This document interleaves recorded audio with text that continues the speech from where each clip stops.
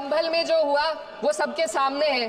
Police के संरक्षण में निर्दोष लोगों की हत्या की गई, बुलडोजर द्वारा घरों को गिराने की घटनाएं आम हो गई हैं, खास तौर पर उत्तर प्रदेश में, जहां ऐसा लगता है जैसे कानून के नाम पर जंगल राज। माननीय श्री इकरा चौधरी जी। धन्यवाद सभापति महोदय, आपने मुझे इस विशेष चर्चा पर बोलने का मौका दिया। भारत के संविधान के 75वें वर्ष की चर्चा के मौके पर मैं सबसे पहले संविधान बनाने वालों की दूरदृष्टि को सलाम करती हूँ। एक युवा सांसद के तौर पर मैं अपनी उम्मीदों को संविधान के साथ जोड़कर खास तौर पर ये बताना चाहती हूँ कि आज हमारे देश में पिछड़े, दलित, अल्पसंख्यक समुदाय को किस तरह अपने संवैधानिक अधिकारों और आज़ादियों की हिफाजत के लिए हर रोज़ मुश्किलों का सामना करना पड़ रहा है। Doctor B.R. अम्बेडकर के कथन से अपनी बात रखना चाहती हूँ। उन्होंने कहा था, मुझे अपने भारतवर्ष पर फक्र है कि जिसके पास ऐसा संविधान है जो लोकतंत्र, समाजवाद और सेक्युलरिज्म को संजोता है। लेकिन आज ऐसा लगता है जैसे संविधान की किताब तो है, पर इसे चलाने वालों का ईमान गुम हो गया है। आज हिंदुस्तान में हर वर्ग को किसी न किसी चुनौती का सामना करना पड़ रहा है, मगर अल्पसंख्यक, खासतौर पर मुसलमानों पर जो कहर टूटा है वो किसी से छुपा नहीं है। ये लोग सिर्फ अपने मजहबी पहचान की वजह से निशाने पर हैं। संविधान का अनुच्छेद 15 कहता है कि किसी भी नागरिक के साथ धर्म, जाति या किसी और वजह से भेदभाव नहीं होना चाहिए, लेकिन हकीकत इसके उलट है। हालात इस कदर बिगड़ चुके हैं कि hate speech, mob lynching, bulldozer द्वारा घरों को गिराने की घटनाएं आम हो गई हैं, खास तौर पर उत्तर प्रदेश में, जहां ऐसा लगता है जैसे कानून के नाम पर जंगल राज चल रहा हो। संभल में जो हुआ वो सबके सामने है। पुलिस के संरक्षण में निर्दोष लोगों की हत्या की गई और सरकार ने चुप्पी साध ली। अल्पसंख्यकों पर हिंसा बढ़ती जा रही है, मगर सत्ता में बैठे लोग या तो आंखें मूंदे हुए हैं या फिर इन घटनाओं को बढ़ावा दे रहे हैं। हद तो तब हो जाती है जब न्यायपालिका की बात भी अनसुनी कर दी जाती है। सुप्रीम कोर्ट ने मॉब लिंचिंग पर 11 सूत्रीय निर्देश जारी किए थे। इसमें साफ कहा गया था कि राज्य सरकारें और पुलिस इस तरह की घटनाओं को रोकने और दोषियों पर सख्त कार्रवाई करने के लिए जिम्मेदार है, लेकिन आज भी इन निर्देशों पर अमल नहीं हो रहा है। हाल ये है कि मॉब लिंचिंग को रोकने की बजाय सत्ता में बैठे लोग आग में घी डालने का काम कर रहे हैं। उनकी जुबान से ऐसी बातें निकलती हैं जो नफरत को और बढ़ावा देती है।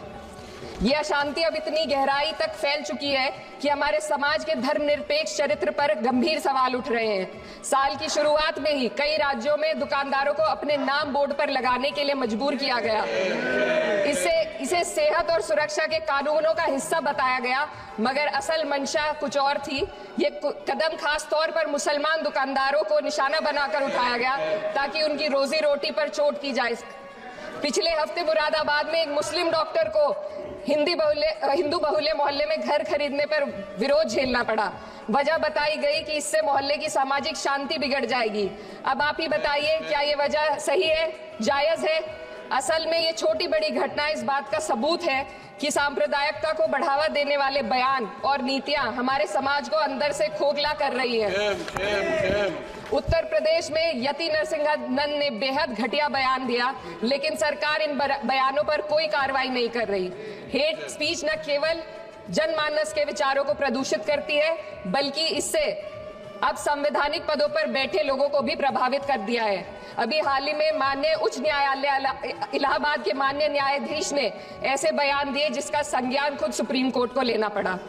संविधान के अनुच्छेद 29 और 30 ने अल्पसंख्यकों को उनके मजहबी और सांस्कृतिक हक दिए हैं ताकि वो अपनी पहचान को बचा सके और अपने संस्थान चला सके, लेकिन आज उन्हीं हकों पर हर तरफ से चोट की जा रही है।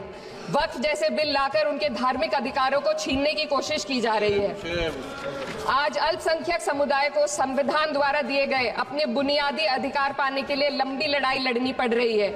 ऐसे कई मामले अदालत ने न्याय देकर संविधान की रक्षा की है, लेकिन अदालती प्रक्रिया में जो समय लगता है उसकी वजह से देश के सामाजिक ताने बाने को भारी नुकसान उठाना पड़ता है।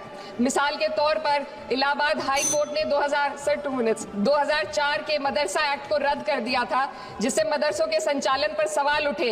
हालांकि सुप्रीम कोर्ट ने बाद में इस फैसले को पलट दिया और एक्ट को वैध करार दिया, लेकिन इस प्रक्रिया में जो समय लगा उसने अल्पसंख्यकों को बेचैनी और संघर्ष के दौर में डाला है। इसी कड़ी में प्लेसेस ऑफ वर्शिप एक्ट 91 भी आता है और कई अन्य अधिकार, उन्हें भी इसी तरह अदालती लड़ाइयों में उलझाया जा रहा है। ये स्थिति न केवल अल्पसंख्यकों के अधिकारों की राह में रुकावट है, बल्कि justice delayed is justice denied जैसी कहावत को सिद्ध करती है। मैं इस सदन से दुनिया भर के अल्पसंख्यकों की आवाज उठाना चाहती हूँ, खास तौर पर हमारे पड़ोसी देश बांग्लादेश में अल्पसंख्यकों के साथ जो हो रहा है वे दिल को गहरे तक चोट पहुंचाने वाला है। उनकी जान माल की हत्या की जा रही है। बांग्लादेश हो या हिंदुस्तान हो या कोई और देश, अल्पसंख्यकों की सुरक्षा, इज्जत और अधिकारों की हिफाजत हर सरकार की सबसे पहली जिम्मेदारी होनी चाहिए। मैं इस सदन से अपने देश के अल्पसंख्यकों के साथ बांग्लादेश के पीड़ित अल्पसंख्यकों की आवाज को एक साथ उठाना चाहती हूँ। ये वक्त की पुकार है कि हम सब मिलकर ये सुनिश्चित करें कि किसी भी इंसान को उसकी पहचान या मजहब के कारण डरकर जीने पर मजबूर ना होना पड़े। जहाँ हक छीने जाते हैं वहाँ अमन खो जाता है। ये बात हर सरकार को समझनी चाहिए। अगर हम सच में अपने संविधान का सम्मान करना चाहते हैं तो हमें नफरत और भेदभाव को खत्म करना होगा। हमें ये दिखाना होगा कि ये मुल्क हर वर्ग, हर जाति, हर धर्म और हर समुदाय का है और जब तक ऐसा नहीं होगा तब तक संविधान की आत्मा सिसकती रहेगी। सर, अपनी बात को खत्म करते हुए मैं एक शेर अर्ज करना चाहती हूँ।